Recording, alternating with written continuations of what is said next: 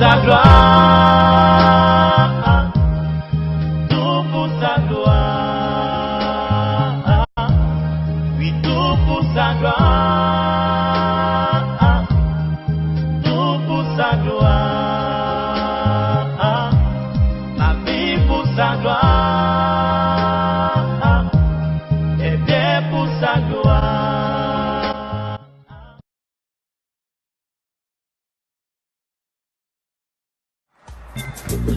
Je salue toutes les personnes qui nous suivent en direct. Chaque mois, chaque semaine, vous êtes de plus en plus nombreux à nous suivre. Et je bénis Dieu d'avoir inspiré le thème de la sainteté à nos pères. Effectivement, la sainteté, ce n'est pas un thème vendeur dans l'église. Ce n'est pas un thème pour lequel les foules accourent. Ce n'est pas un thème effectivement qui fait rêver. Lorsqu'on parle de combat spirituel, lorsqu'on parle de délivrance, ça fait venir du monde. Mais je rends grâce à Dieu pour chacune de vos vies. Je bénis Dieu parce que vous êtes venus, non pas pour une délivrance, mais pour venir vous mettre à l'école du Saint-Esprit. Il veut nous parler de sainteté. Et c'est un programme de toute une vie. Ce n'est pas un programme que pour aujourd'hui. C'est le programme de toute une vie. Figure de sainteté pour notre propre sainteté. La Bible nous rappelle, Dieu nous veut saints, comme lui-même est saint. Amen. Et le pape, en 2018, dans son exhortation apostolique, sur l'appel à la sainteté, nous invite à vivre cette sainteté. Il parle de la sainteté de la porte d'à côté. Ça veut dire que la sainteté est à notre portée. La sainteté est à notre portée. Amen. Le Père Gilles, la semaine dernière, nous disait, nous présentait Madeleine Delbrey, ou la sainteté de la vie ordinaire. Cela rejoint bien ce que le pape dit, la sainteté de la porte d'à côté. Nul besoin de faire des choses extraordinaires pour être saint. Je suis sûr même qu'autour de nous, il y a des saints anonymes. Il y a des saints anonymes. On n'a pas besoin d'attendre d'être canonisé. Il y a déjà des saints parmi nous. Amen. Nous pouvons avoir une idée erronée de la sainteté. On peut se dire que la sainteté est réservée à une élite, à des personnes qui sont pieuses, religieuses, qui sont tout le temps assises dans les églises, qui n'ont aucune mauvaise pensée, vraiment des personnes un peu grises, voilà, des personnes pas marrantes du tout. Non, la sainteté aussi est notre partage au nom de Jésus. Qu'est-ce que c'est la sainteté? C'est juste vivre de petites choses mais grandement. C'est se mettre à l'école du Christ. C'est se faire disciple du Christ. La sainteté ne va pas exclure le fait que tu aies des défauts. Le fait que tu ne sois pas parfait, Dieu le sait. Mais il veut que tu sois saint. Amen. Donc s'il te plaît, dis à ton voisin, cette année 2019, nous allons emprunter le chemin de la sainteté. Nous allons emprunter le chemin de la sainteté. Amen. Alors, l'Église nous propose différentes figures de saints. Ce n'est pas pour calquer notre vie sur ces saints. Chacun à sa façon est appelé à être saint. L'Église nous propose juste des modèles de saints. À nous d'emprunter le chemin que nous voulons pour arriver à un seul but, la sainteté. Amen. Donc aujourd'hui, je vais essayer de vous brosser la figure de Saint Vincent de Paul. J'ai beaucoup entendu son nom, mais je ne connaissais pas véritablement sa vie et son histoire. Donc avec vous, je vais découvrir Saint Vincent de Paul. Amen. Dans un premier temps, je vais vous présenter Saint Vincent, les grandes dates de sa vie, et dans un second temps, ce que nous dit Saint Vincent aujourd'hui. Quel est le message qu'il a pour chacun de nous aujourd'hui? Amen. Saint Vincent naît en 1581 et il meurt en 1660. Il est né d'une famille de paysans. Il choisit à un moment de sa vie de devenir prêtre. Non pas parce qu'il se sent appelé à gagner des âmes, non. À cette époque-là, être prêtre te permettait de t'assurer une bonne situation, notamment matérielle et financière. Donc, il fait ce choix pour mettre sa famille à l'abri. Amen.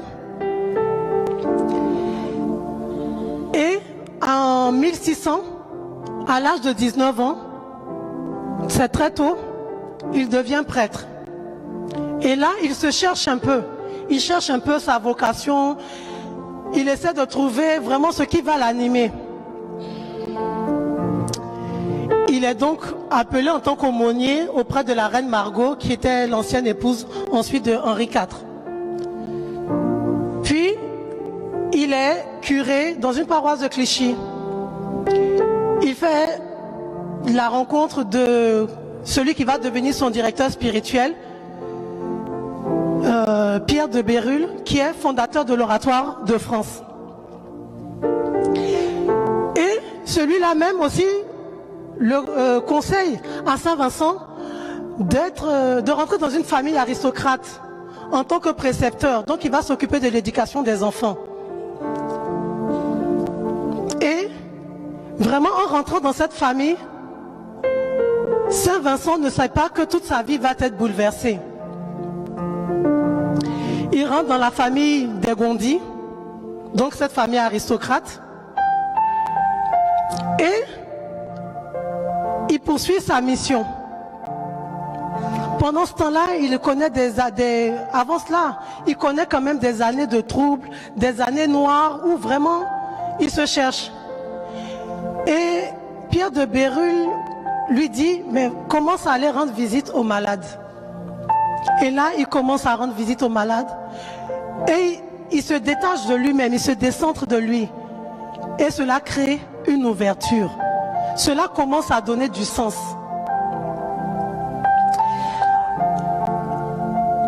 Lorsqu'il est dans la famille des Gondi, il est appelé un jour, en 1617. C'est vraiment l'année clé pour Saint Vincent. Il est appelé au chevet d'une personne malade. C'est un paysan qui n'est pas très net, on va dire, mais que tout le monde prend pour quelqu'un de bien. Il a appelé auprès de ce paysan et il va l'écouter. Ce paysan se confie à lui. Il lui fait la confession générale. Et là, ce monsieur va lui expliquer des fautes qu'il n'a jamais dites à personne. Il va ouvrir son cœur et il va recevoir vraiment cet amour de Dieu avec abondance, avec profusion. Ne négligeons pas le sacrement de réconciliation. Ne négligeons pas le sacrement de réconciliation. Une fois, j'étais assise et j'attendais mon tour au sacrement de réconciliation. Et j'ai souri parce qu'on était là, assis comme des personnes qui devaient être jugées. Et ça m'a fait sourire parce que je connaissais déjà le jugement. Alléluia. J'étais acquittée. Amen. J'étais acquittée et j'avais cette paix. J'étais déjà heureuse avant même d'avoir dit mes péchés. Parce qu'il y a une seule personne qui a payé le prix à la croix pour moi. Jésus de Nazareth. J'étais acquittée. Alléluia. Et ce paysan découvrait au sacrement de réconciliation l'amour de Dieu. Et même pour Saint Vincent, ça a été une révélation. Ça a été une révélation dans le sens où il découvrait la misère spirituelle, la misère physique aussi. Amen. Et ce même paysan est venu témoigner auprès de Madame Gondi de tout le bien que cela lui avait procuré. Et elle maintenant de commencer à se dire, mais qu'est-ce qu'on peut faire pour sauver des âmes? Qu'est-ce qu'on peut faire? Elle a incité Saint Vincent à dire, mais il y a quelque chose forcément à faire. Et ce qu'il va appeler son sermon, le sermon de sa conversion, c'est le fait qu'il soit monté en chair, toujours en 1617, pour parler de l'amour de Dieu. Lorsqu'il a vu toutes ces personnes assoiffées de l'amour de Dieu, il s'est dit, je ne vais pas les accabler sur leurs péchés. Je vais juste leur parler de l'amour de Dieu. Et il s'est basé sur un texte que nous avons bien médité durant les 3 jours du temps de miséricorde. C'était le passage de Luc 4 au chapitre 18. Amen. Quelqu'un se rappelle bien de ce passage? Quelqu'un peut me dire quel est ce verset? Luc 4, chapitre 18.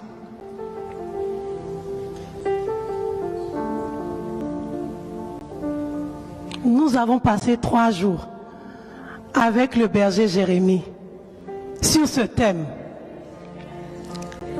Amen.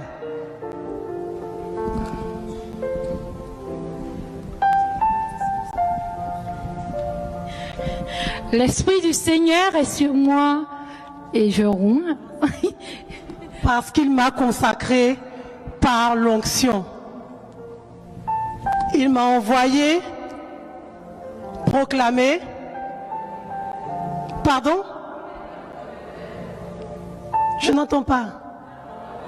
La bonne nouvelle aux pauvres. Et c'est ce que Saint Vincent a fait. Et il a proclamé l'amour et les bienfaits du Seigneur. Amen. À la suite de cela, donc je disais, il découvre la misère physique et spirituelle des campagnes. Et auprès de la famille Gondi, ils s'enrichissent de beaucoup d'expériences. De beaucoup d'expériences. Ils commencent à avoir le souci des âmes, le fardeau des âmes, de tous les oubliés de la société, des malades, des réfugiés, des illettrés, des enfants trouvés. Vraiment, ça sera ça toute sa vie. Toute sa vie sera tournée vers Dieu et vers les autres. Amen. Il meurt en 1660. Il est béatifié en 1729 et canonisé en 1737. Pour bien comprendre le cadre dans lequel il a exercé son ministère, je vais juste brosser le tableau de ce qu'était la France à l'époque. Sur le plan social, la France était profondément rurale. 85% de la population vivait dans les campagnes. Ils vivaient dans des conditions rustiques. La plupart des habitations étaient composées que d'une seule pièce. Le cochon, le porc était tué en début d'hiver et conservé pour tenir toute l'année. Et ça, c'est vraiment pour les grands temps de réjouissance. La plupart du temps, ils se nourrissaient de légumes, de soupe, quand il n'y avait pas la disette ni la famine. Voilà. Situation politique, la France connaît une période de profonde instabilité. 1618-1648, la guerre des 30 ans sévit. Donc, c'est une situation où effectivement la misère se voit. 1648-1653, période de fronde également, donc période d'instabilité, beaucoup de guerres. Et toutes ces guerres sont coûteuses. Du coup, les impôts augmentent. Comme quoi, il n'y a pas qu'en 2019 que nos impôts augmentent. Les paysans subissaient ça aussi de plein fouet parce que la guerre était coûteuse. Situation ecclésiale. Il faut dire qu'à cette époque-là, les études pour être prêtre n'étaient pas spécialement longues. Il fallait savoir lire, écrire et avoir quelques fondamentaux au niveau des sacrements. Pourtant, l'Église était extrêmement puissante. Mais beaucoup de prêtres n'avaient pas le souci des âmes. Beaucoup de prêtres délaissaient les âmes. Beaucoup de prêtres se retrouvaient dans les bistrots. Saint Vincent arrivait dans certaines églises où il trouvait l'église délabrée, où le tabernacle était plein de verre, où des lettres étaient conservées dans les tabernacles. L'église tombait en ruine aussi bien intérieurement qu'extérieurement. Amen. Beaucoup de personnes commençaient aussi à murmurer lorsqu'on voyait la vie de certains prélats qui eux roulaient sur l'or et qui ne vivaient pas ce qu'ils enseignaient à leurs propres fidèles. Voilà un peu le tableau dans lequel Saint Vincent va essayer d'œuvrer pour apporter sa petite contribution. Amen. Comment ses contemporains le voyaient? Comme un homme de prière. Lorsqu'on voit toutes les œuvres qu'il a mises en place, cela n'a pas pu se faire s'il n'était pas profondément attaché à la prière, attaché à Dieu. Amen.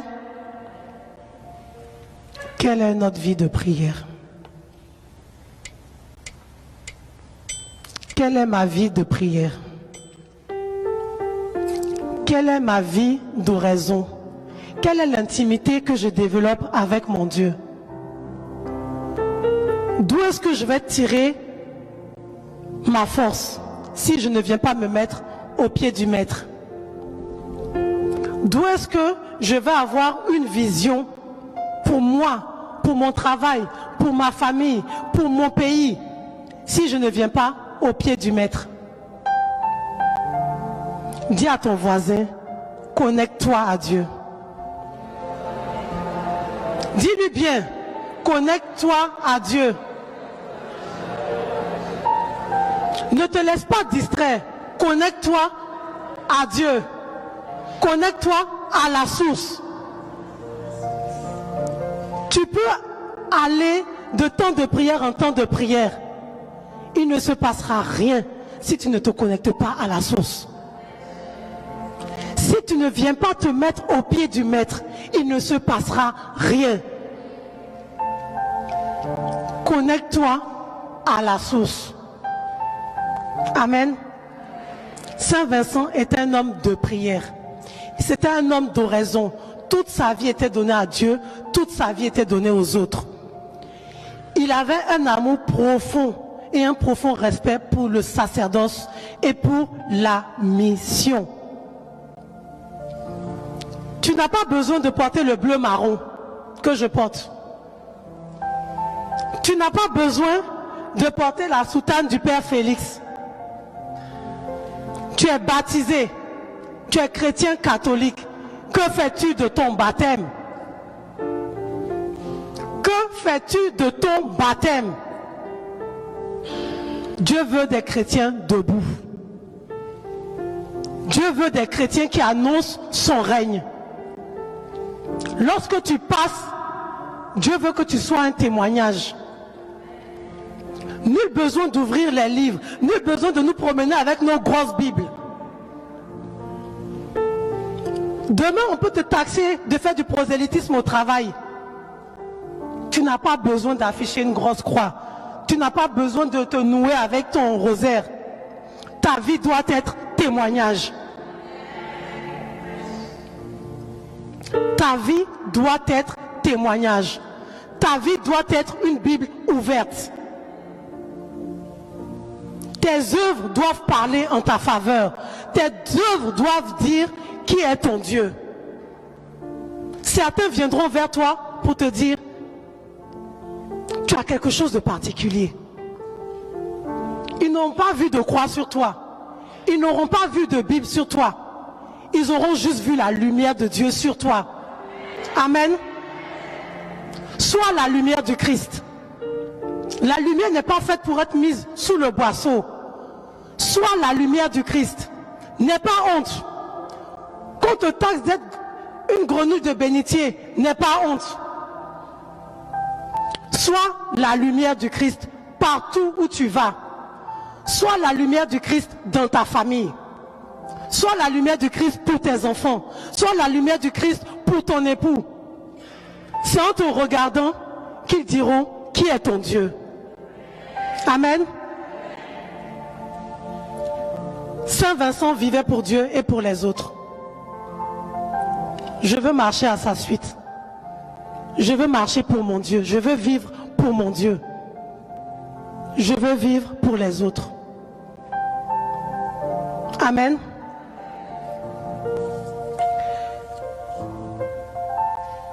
Il y a un passage de l'Évangile qui résume parfaitement le programme de vie de Saint Vincent, qui résume toute son œuvre. Si quelqu'un peut prendre la lettre de Saint Jacques au chapitre 2, à partir du verset 14. La lettre de Saint Jacques, chapitre 2, verset 14. Chrétien catholique, où est ta Bible?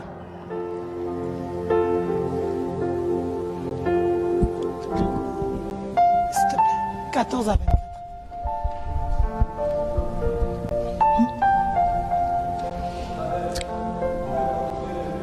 Ah, le Père Félix se propose de contrôler ceux qui ont leur Bible. Chrétien catholique, où est ta Bible? C'est bon? 14 à 24. À quoi cela sert-il, mes frères, que quelqu'un dise « j'ai la foi » s'il n'a pas les œuvres? La foi peut-elle le sauver? Si un frère ou une sœur sont nus,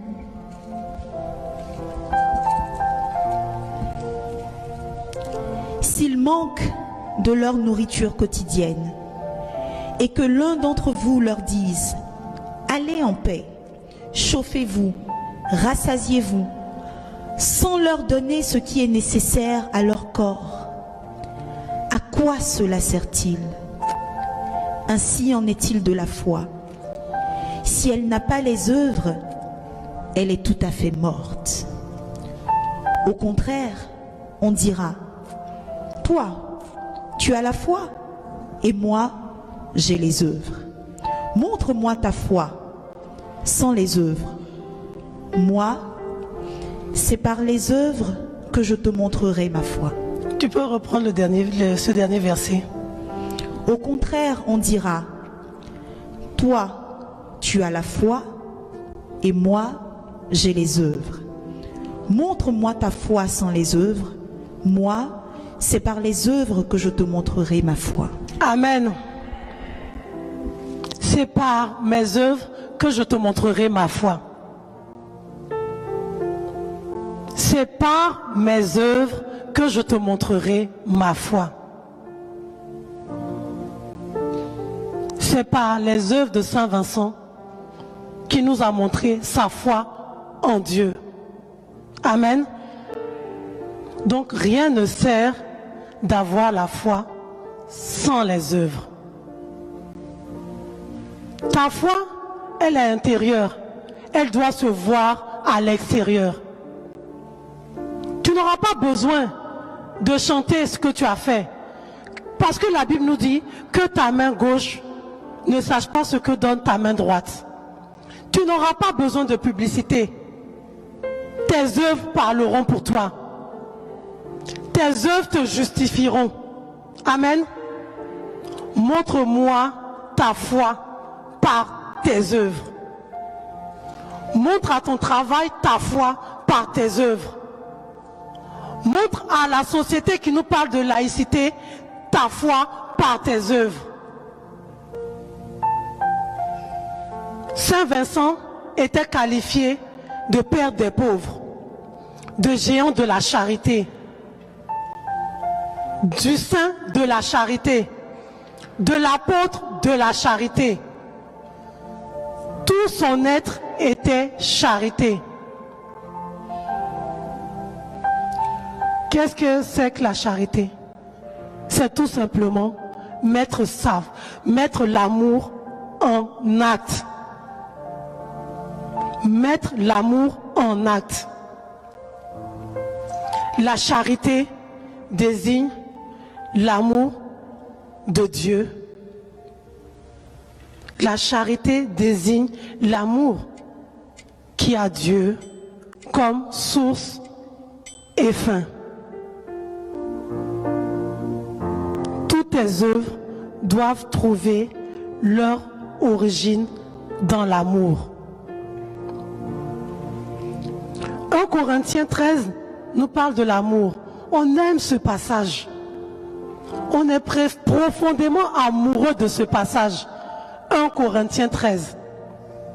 Quand je parlerai la langue des hommes et des anges, si je n'ai pas l'amour, cela ne sert à rien. Tu peux vider ton compte en banque. Si tu n'as pas l'amour, ça ne sert à rien. Tu peux venir à la prière tous les dimanches. Si tu n'as pas l'amour, ça ne sert à rien. Tu peux faire toutes les retraites organisées par la communauté des enfants de Padre Pio. Si tu n'as pas l'amour, ça ne sert à rien. Ne te fatigue pas, reste chez toi. Ne viens pas chauffer les bancs de l'église. Il y a le chauffage pour ça. Si tu n'as pas l'amour, ça ne sert à rien. Mon cœur était profondément meurtri quand j'ai relu ce passage. Mon cœur était profondément attristé quand j'ai lu ce passage. Ça m'a fait mal, ça m'a serré. Sans amour, on n'est rien. Sans amour, on ne vaut rien. Ce même passage nous dit, quand je distribuerai tous mes biens pour la nourriture des pauvres, quand je livrerai même mon corps pour être brûlé, si je n'ai pas la charité, ça ne me sert à rien. Livre ton corps pour être brûlé. Tu n'as pas la charité, excuse-moi, tu te suicides. C'est un suicide. Ce n'est pas un don de soi. Si tu n'as pas l'amour et que tu te donnes en pensant être martyr, tu as menti, tu t'es suicidé.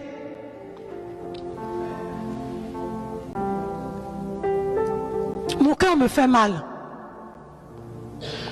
Dieu veut gagner des cœurs ce soir. Longtemps, on s'est emmuré. Longtemps, on a trouvé tous pour justifier le fait qu'on ne puisse pas s'ouvrir aux pauvres. Dieu veut gagner des cœurs ce soir. Et il va en gagner ce soir.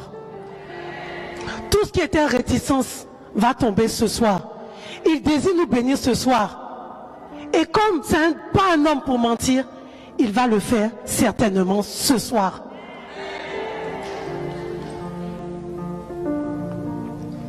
Nourris ta vie d'oraison, nourris ta vie de prière. Va à la source.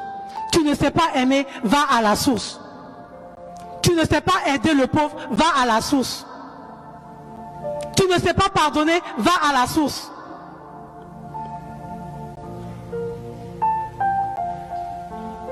Sois un disciple du Christ. Nadège, sois un disciple du Christ.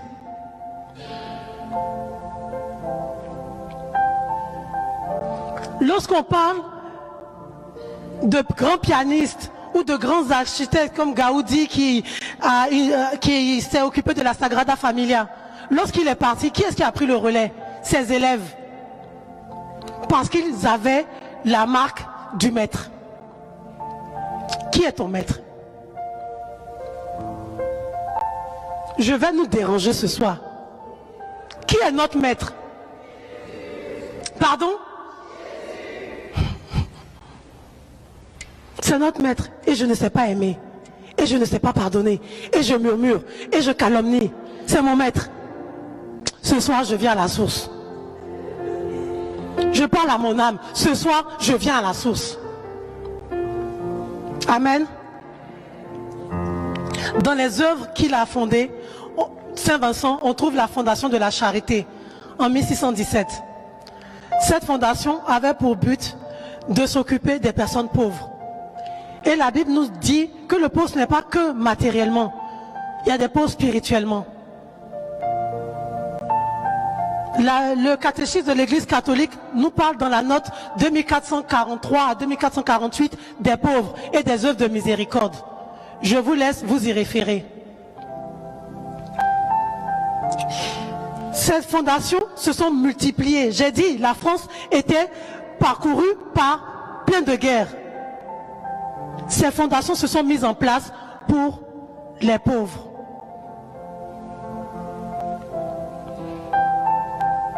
Il a uni l'action à la prière.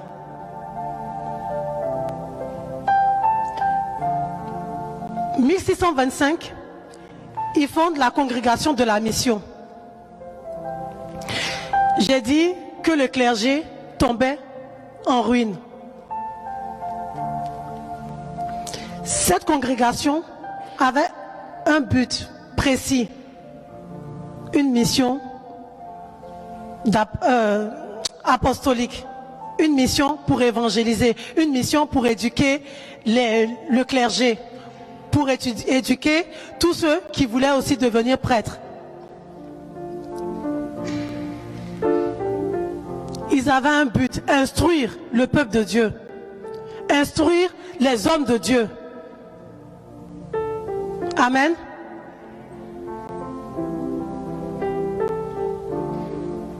S'il n'y a personne d'instruit pour nous parler du Christ, qui le fera? Nous avons tous besoin d'être instruits. Car la Bible dit, Dieu dit dans sa parole, mon peuple périt faute de connaissance. Saint Vincent a eu mal au cœur quand il voyait ses autres confrères se perdre et perdre des âmes. Amen. Il s'est donc attaché à cela, instruire les hommes de Dieu et se mettre en mission. Ils n'ont pas eu besoin de faire de la publicité. Leurs œuvres ont parlé pour eux. Ils ont été appelés, que ce soit en Corse, que ce soit en Italie, dans toute l'Europe, ils étaient appelés. On venait les chercher parce qu'on avait vu leurs œuvres. Leurs œuvres produisaient des résultats. Lorsqu'on les appelait en Corse, excusez-moi, les prêtres à l'époque mettaient les pistolets à leur ceinture pour promener l'ostensoir. On ne les appelait pas à choisir le roi où on est gentil. On les appelait chez les caïds. On les appelait en Italie.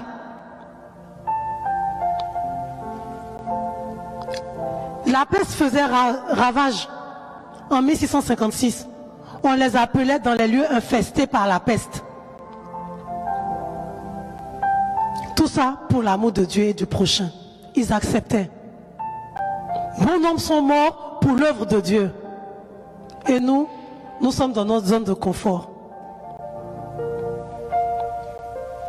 La mission est urgente. La mission demande de se dépasser. La mission demande des personnes zélées. Quand je vois le cœur, moi je me réjouis. Je me dis, ah, finalement c'est pas plus mal que je sois à la com. Parce que le cœur a besoin de répéter. Je n'ai pas le temps de répéter. Elles ont des enfants. Il y a une grâce de l'enfantement qui s'est dispersée dans le cœur. Elles ont laissé leur bébé. Elles viennent chanter.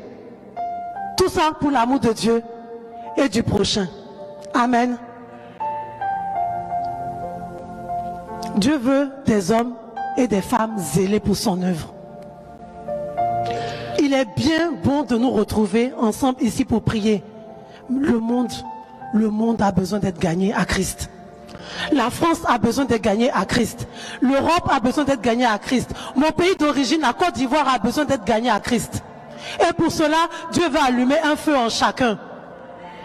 Dieu veut allumer un feu en chacun. Dieu ne te demande pas d'aller vider ton compte demain.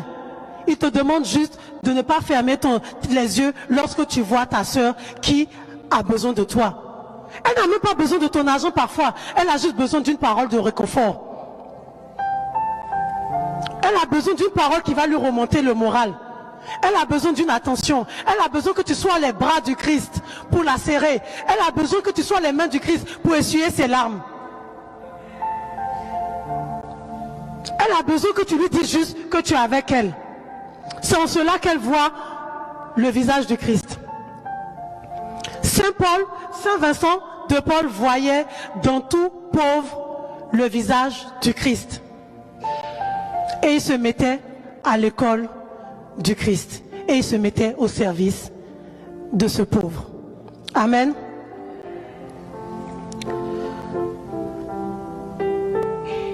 En 1633, il fonde ensuite les Filles de la Charité.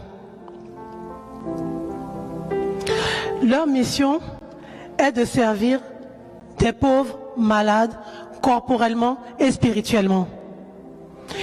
Leur mission est de manifester la bonté de Dieu à l'égard de tous les malades, les considérant comme maîtres.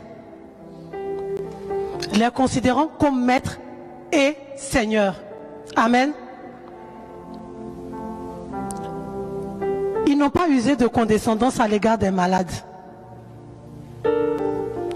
Ils se sont mis au service des malades. S'il fallait les laver, ils les lavaient. S'il fallait leur donner à manger, ils leur donnaient à manger. S'il fallait les coucher, ils les couchaient. Mais non pas en violant leur dignité. Non pas en leur donnant de la pitié. Non, ils avaient compassion des pauvres. Ils avaient compassion de toutes les personnes. Ils disaient à ces dames qui venaient offrir leur service, votre vie doit être aussi pieuse que la vie des religieuses. Leur champ missionnaire, pour elles, ce sont les cloîtres, mais pour vous, c'est le monde. Elles mettent des voiles, mais vous, votre voile doit être la modestie. Ils considéraient que la maison des malades était leur monastère. Je parle à moi-même, Nadège. Quel est ton monastère? Est-ce que c'est juste la communauté des enfants de Padre Pio? Ou est-ce que tu peux aussi témoigner de Dieu dehors, à temps et surtout à contre-temps? Quand tout va bien, on crie Alléluia, Amen. Et quand tout va mal? Quand tu as un enfant qui naît en bonne santé, tu bénis Dieu. Mais quand tu as un enfant handicapé, qu'est-ce que tu fais? Tu maudis Dieu.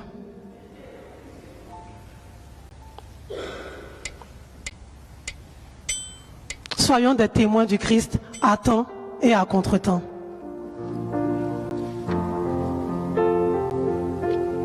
Aujourd'hui, que nous dit Saint Vincent? Il nous rappelle que la sainteté est à notre portée. La sainteté est à notre portée. Il n'avait pas un plan, il n'a pas planifié sa vie. Toutes les œuvres, ces 3 œuvres principales que je vous ai citées, il les a mises en place au fur et à mesure de ses rencontres. Au fur et à mesure qu'il voyait des pauvres, des malades, au fur et à mesure qu'il voyait la misère. Il n'a pas dit, un jour on parlera de moi à choisir le roi. Il a juste voulu être le visage de Christ dans le monde dans lequel il vivait. Il a juste voulu être disciple de Jésus-Christ de Nazareth. Amen. La mission est urgente. Le monde a besoin de charité. Nos familles ont besoin de charité. Nos lieux professionnels, tous nos lieux de vie ont besoin de charité, de l'attention. On pourrait croire qu'il faille aller dans des contrées lointaines. Non. Non. Il y a trop de sœurs et trop de frères autour de nous qui vivent une misère, aussi bien corporelle que spirituelle. Le monde doit être gagné à Christ. Le monde doit être gagné à Christ. Ton foyer doit être gagné à Christ. Ton milieu de travail doit être gagné à Christ. Tes enfants doivent être gagnés à Christ. L'amour doit être le socle de toutes nos œuvres, de toutes nos actions. Et le Christ de nous dire en Jean 13, verset 35, à ceux-ci, tous reconnaîtront que vous êtes mes disciples. Un disciple se met à l'école de son maître. Un disciple se met à l'école de son maître. Dieu nous vient nous rappeler notre mission de disciple. Deux dimensions vécues par Saint Vincent, être missionnaire et être serviteur. Voilà ce qui doit nous animer, être missionnaire et être serviteur. On ne doit pas rechercher les honneurs, on ne doit pas rechercher les premières places. On doit juste rechercher à être disciple de Jésus-Christ. Il n'est pas mort pour rien. L'amour doit être notre essence. L'amour doit nous animer. Le souci de mon voisin doit m'animer. Le problème qu'a ma soeur doit m'empêcher de dormir.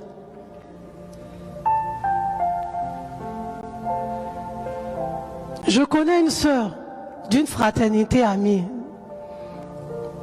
qui vient à notre temps de retraite.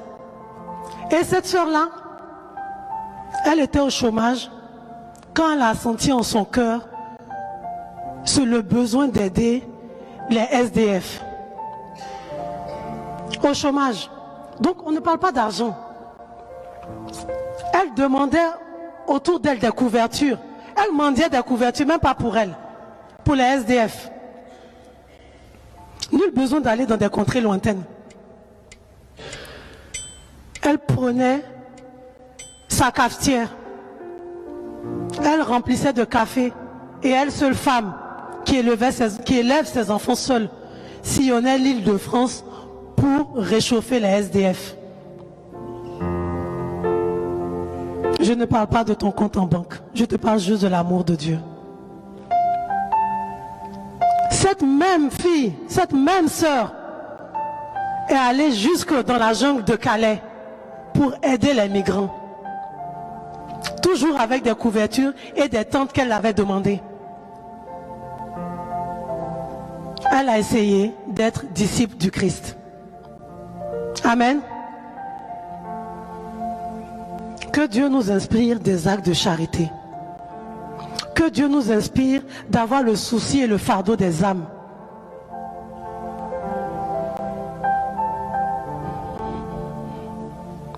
Que Dieu nous inspire vraiment des œuvres de miséricorde.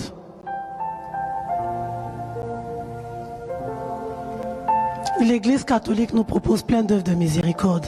La Bible nous propose plein d'œuvres de miséricorde. Des œuvres de miséricorde corporelles et spirituelles. Nous n'avons qu'à piocher pour chercher notre chemin de sainteté. Si on n'a pas d'idée, je vais vous brosser rapidement les œuvres de miséricorde corporelles. Donner à manger aux affamés. Donner à boire à ceux qui ont soif. Vêtir ceux qui sont nus, accueillir les étrangers, assister les malades, visiter les prisonniers. On pourrait se dire, c'est très bien, ils sont en prison parce qu'ils le méritent. Même en prison, ils ont besoin de recevoir la parole de Dieu. 7e œuvre de miséricorde corporelle, ensevelir les morts. Ensevelir les morts, leur donner une sépulture. Dans les œuvres de miséricorde spirituelle, nous avons conseillé ceux qui sont dans le doute. On ne parle pas d'argent. Enseigner les ignorants, avertir les pécheurs. Quand ton frère s'égare, reprends-le avec bienveillance. Ne le condamne pas, parce que tu ne sais pas ce que tu aurais fait à sa place. Reprends-le avec charité. Reprends-le avec amour. Montre-lui que tu es disciple du Christ. Consoler les affligés. Pardonner les offenses. Moi, la première, j'ai un problème de manque de pardon. Pardonner les offenses. Et on court pour chercher la guérison. Mais la guérison se trouve dans le pardon. La guérison se trouve dans la réconciliation. La guérison se trouve dans le bonjour que tu vas dire avec le sourire à ce frère-là, avec qui tu as un différend. Tu n'as pas besoin que le Père Félix t'impose les mains. Tu n'as pas besoin de fatiguer les frères de la communauté pour prier pour toi à longueur de journée. Tu as juste besoin d'avoir la paix et de donner la paix de Dieu. Amen.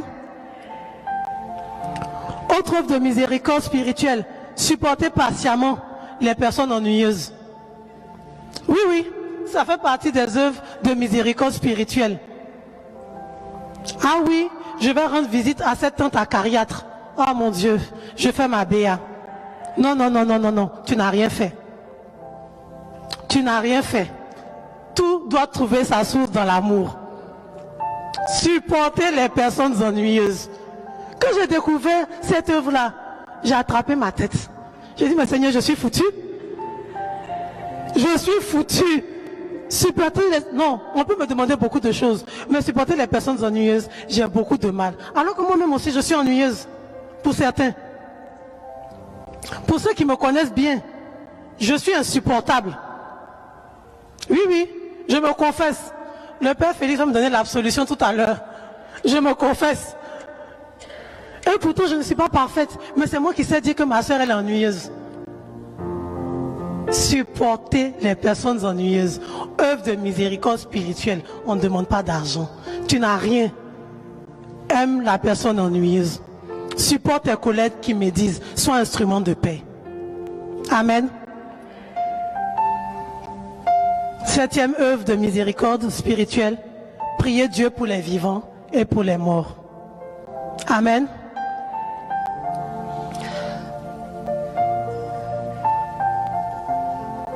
Voilà quelques pistes pour s'ouvrir aux autres, pour s'ouvrir aux pauvres. Et je veux rappeler la vocation de notre communauté. Vocation qui vient du terme vocare en italien, appeler. À quoi la communauté des enfants de Padre Pio est appelée? À être témoin de la miséricorde. Ce n'est pas valable que pour les bleus marrons ou les prêtres. Ce n'est pas valable que pour les compagnons. C'est valable pour tous ceux qui viennent prier avec nous. Être témoin de la miséricorde de Dieu. Lorsque tu vas sortir d'ici et que tu vas mal te comporter, demain, comment tu vas dire à ton frère, viens prier avec moi à la communauté des enfants de Padre Pio? Il va te regarder, va dire, tu es sérieuse? Tu es sérieux, mon frère? Après tout ce que tu fais, tu vas m'inviter à la prière et je vais te suivre. Il va nous prendre pour une communauté de sorciers. Excusez-moi. Être témoin de la miséricorde de Dieu. Voilà la vocation de notre communauté. La semaine prochaine, nous serons enseignés sur Saint Padre Pio. Mettons-nous à son école. Mettons-nous à l'école du Christ. Amen.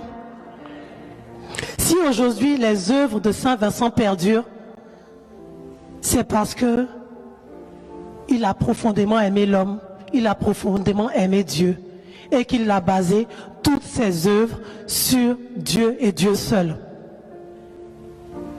Tout ce qu'il faisait tirait sa source dans la prière et ça avait un seul but, offrir le Christ au monde. Amen. Évangélisons en parole et en acte. Amen. Tout pour sa gloire.